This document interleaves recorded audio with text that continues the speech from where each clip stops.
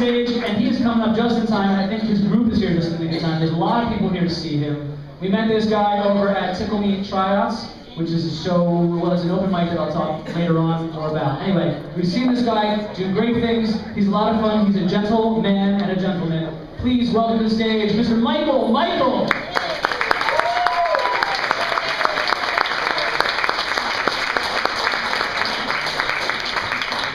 Evening, everybody. Hey, glad to see Lip Smug group over here on the right. I think you guys need to work on your acronym a little bit. And over here I have friends and family. Let's give it up for my friends and family coming back in. And all of you guys, we're making a new green zone here. You know, you're in safety. You're up elevated above the gunfire in the streets of Allentown. So, they call me Michael. And the reason why is because that's the only thing that I ever heard myself called till I was about 5 years old. Now, I was an active, curious child. Let's call it that. Today I would have been probably labeled and medicated. But till I was 5, that's what I answered to, and that's what I tell people when they ask me, "What's your name, little boy?" Michael. Because I heard my mother, Michael! Stop running in the house. Michael! Put your sister down! Michael! Where are you going with that cat? Since we didn't own a cat, you can understand her concern. My mom's a saint, and she's here tonight.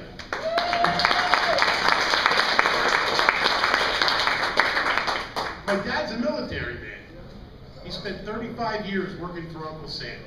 He's a decorated Vietnam veteran. He's a ship pilot, an airplane pilot. He's got 2 master's degrees. This guy is a type A+ personality, right? A++. That must be like male pattern baldness. He skips a generation. And I'm up here telling jokes for free. Dad lives on an island in Florida.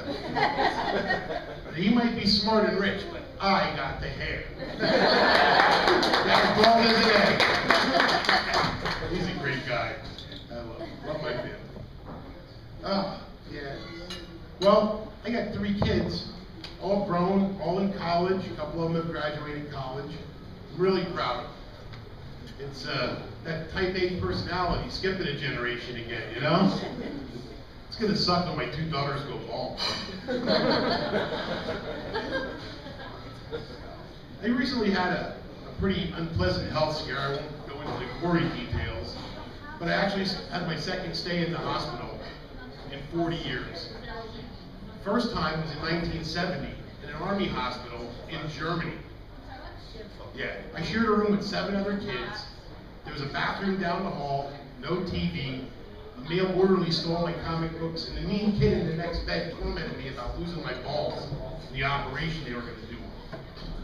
So fast forward to 40 years later, the 21st century, and I was at St. Luke's for 3 days in a private room with a big screen TV and a gourmet menu, my own bathroom.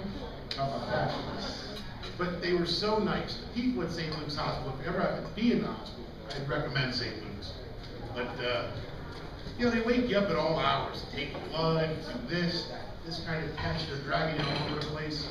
So one morning I was awakened about 5 o'clock by this gently accented voice. "Mr. Solomon, I have to take some blood." I opened my eyes to the most beautiful Jamaican girl I had ever seen. No kidding. I thought to myself, "Darling, you can have any bodily fluid you want from me. I'm at your mercy." So she drew the blood, very nice, professional, and she says, "Mr. Solomon, is there anything else I can get you?" I said, "Well, I could use a sponge bath." She goes, "No problem, man. I'll send Raymond right in." I said, "No, thank you." But I'll tell you, those waitresses must own stock, or nurses must own stock in 3M, because they used about 3 rolls of tape on me in the 3 days I was in there. I had so much sticky gray residue on me, it looked like a herd of snails was having sex on me. It was ridiculous. Anybody have any idea how to get tape residue off your body? Anybody? All right. Well, you meet me after the show and you can show me how to do it. Oh, man. Yeah. So, I actually had to have a catheter for 3 days. If any Phillies fans out there, Phillies baseball fans, give it up for the Phillies. I'm a Phillies fan. And if you remember, a few months ago, they were on a 9-game West Coast road trip. They didn't lose a game, they swept. I was riveted to the television. And having a catheter, I didn't miss a minute of that game, any game. I was there. It was awesome. I actually kind of missed it when they took it out.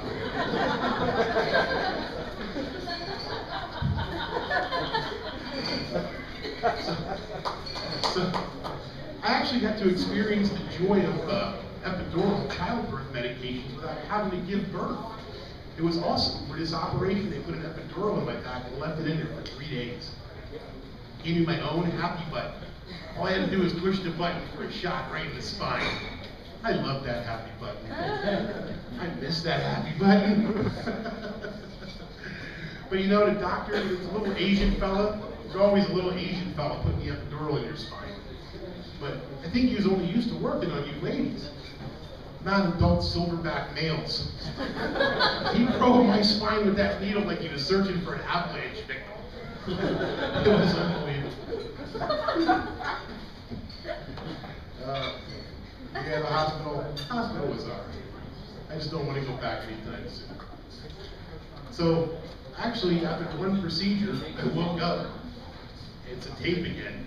They actually had a piece of tape completely encircling my unit. I looked down and I said, "Nurse," I said, "that goes all the way around it." She says, "Yeah." I said, "Well, what happens in the morning when I got morning wood?" She goes, "Don't worry about it." I didn't know what she meant. With all the wires and the catheter and the scopes and everything else that was shoved up there, morning wood was definitely not an option. Not for about 2 weeks after I got out of there. I was just happy when he woke up. He said, "Hey, I've been on vacation." I said, "Yeah, you have." And he was mad, too. He didn't talk to me for weeks after that. Well, I was going to make a couple of jokes about urban blight, Allentown naming its hockey team after an illusionary apparition that doesn't exist, the Phantoms. But I'm not going to do that. With apologies to Joyce Kilmer, the author of Trees, I've composed a poem. I give you beer. I think that I shall never hear a poem as lovely as a beer. The stuff that Brewworks has on tap, with golden base and snow white cap. The brew I lap up all the day, until my memory melts away. Poems are made by fools, I fear, but only the Brewworks can make a beer.